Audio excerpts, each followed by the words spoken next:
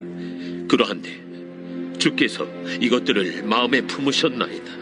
이 뜻이 주께 있는 줄을 내가 아나이다.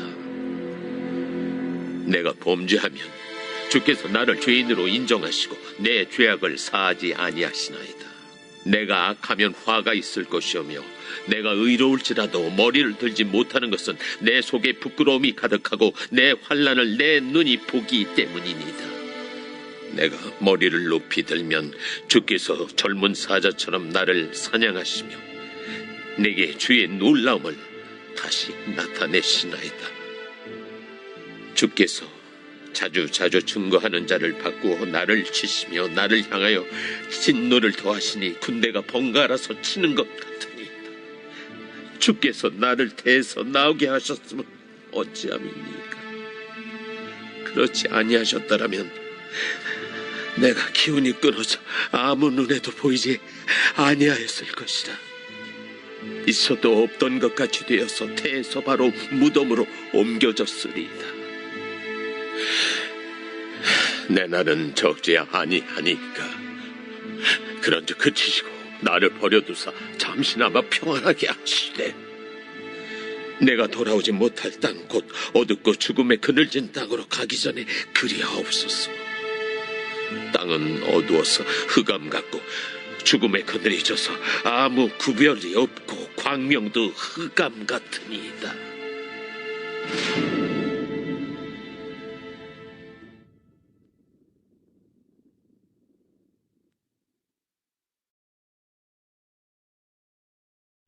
오늘 본문의 말씀은 욥이 하나님의 심판을 두려워하며 낙담하는 말씀입니다.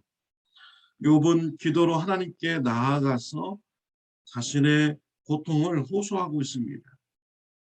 하나님께서 왜 죄가 없는 욥을 심판하시는지, 고난을 주시는지 그 질문도 이렇게 하였습니다.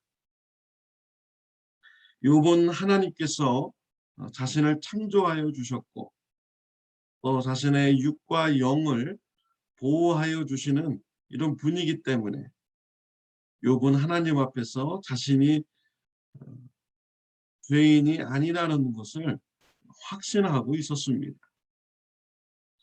죄인이 아닌데, 죄가 없는데 하나님으로부터 심판을 받고 있는 것이죠. 하나님으로부터 오는 어려움을 당하고 있는 것입니다. 이러한 어려움이 이해가 되지 않는 것입니다. 오늘 본문에서 욥은 하나님을 향하여서 사자와 같고 군대와 같다라고 하였습니다.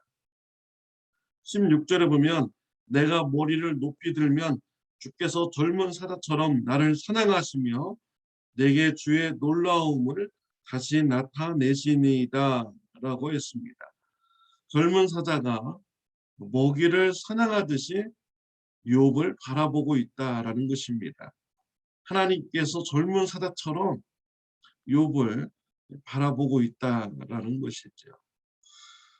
그래서 욥은 머리를 숙여서 젊은 사자로부터 숨으려고 한 것입니다. 하나님으로부터 숨으려고 한 것이죠. 욥의 마음에는 하나님께서 왜 의인을 심판하시는지, 왜 의인에게 어려움을 주는지 이런 것을 말하고 싶고 따지고 싶지만 그때마다 하나님이 젊은 사자가 먹이를 사냥하는 것 같이 바라보기 때문에 욥이 머리를 숙이게 된다라고 말한 것입니다. 또 17절에 보면 주께서 자주 증거하는 자를 바꾸어 나를 치시며 나를 향하여 진노를 더하시니 군대가 번갈아서 치는 것 같으니이다 라고 했습니다.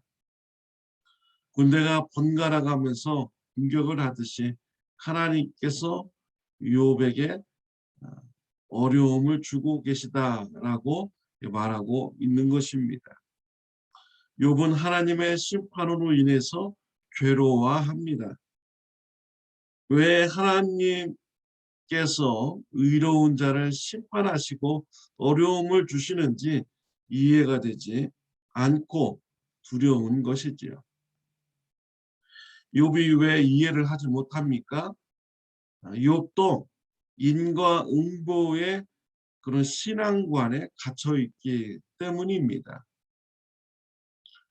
죄를 지은 사람은 심판을 받고 의를 행한 자는 복을 받아야 된다는 이러한 신앙관에 갇혀 있기 때문에 의인은 복을 받아야 되는데 왜 어려움을 당하는지 이해가 되지 않는 것입니다.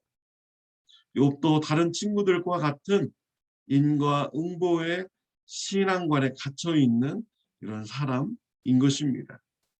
욥의 친구들은 욥에게 와서 당신이 죄를 지었기 때문에 하나님도 심판을 받는 것이다. 어려움을 당하는 것이다. 라고 말했습니다.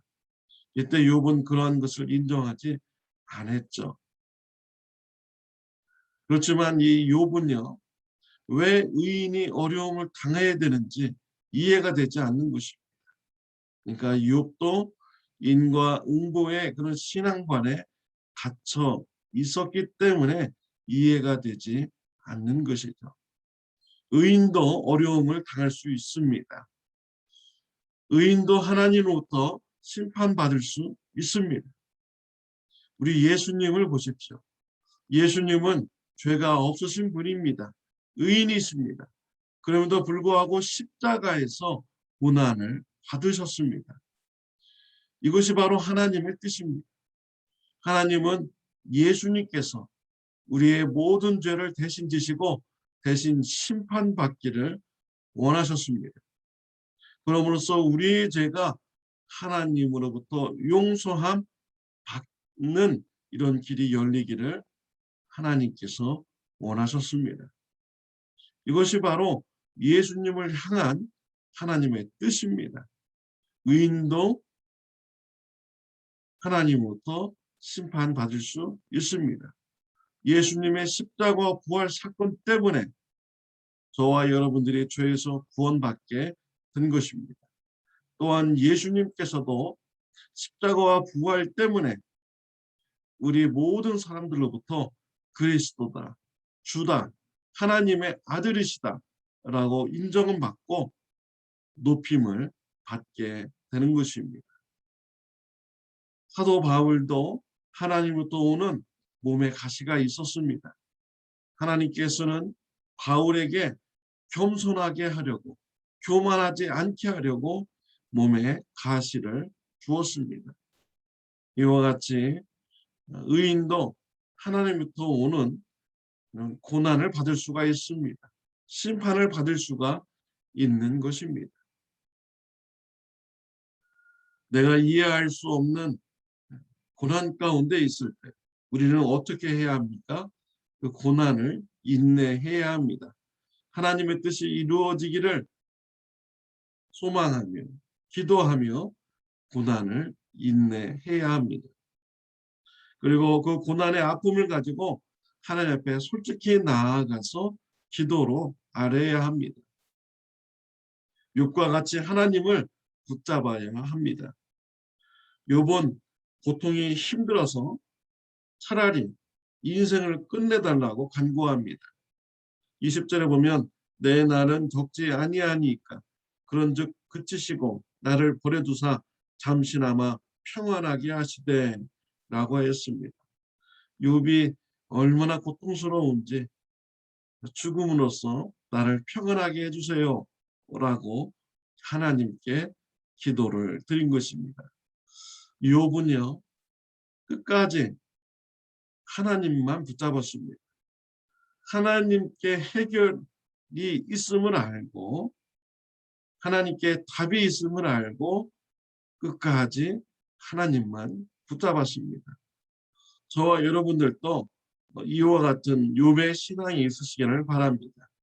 우리가 이해할 수 없는 어려움, 또 내 힘으로 빠져나올 수 없는 이런 어려움을 당할 때 그 답이 오직 하나님께만 있음을 알고 하나님만 붙잡고 하나님께 앞에 나아가 기도로 아뢰고 호소하는 귀한 신앙을 가지시는 저와 여러분들이 되시기를 바랍니다.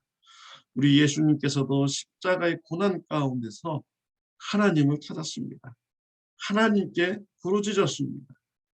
하나님만 의지하는 그런 고난을 이렇게 지나가셨습니다. 저와 여러분들도 고난 중에 있을 때 오직 하나님만 붙잡는 저와 여러분들이 되시기를 바랍니다. 기도드리겠습니다. 하나님 아버지, 우리가 세상을 살아가면서 이해할 수 없는 일이 참 많이 있습니다. 이해할 수 없는 어려움을 당할 때 하나님께 답이 있음을 알고 하나님만 붙잡고 하나님 앞에서 우리의 고통을 호소하며 하나님의 구원을 간구하는 신앙인이 되게 하여 주옵소서. 예수님의 이름으로 기도드렸습니다. 아멘. 좋은 하루 되시기를 바랍니다.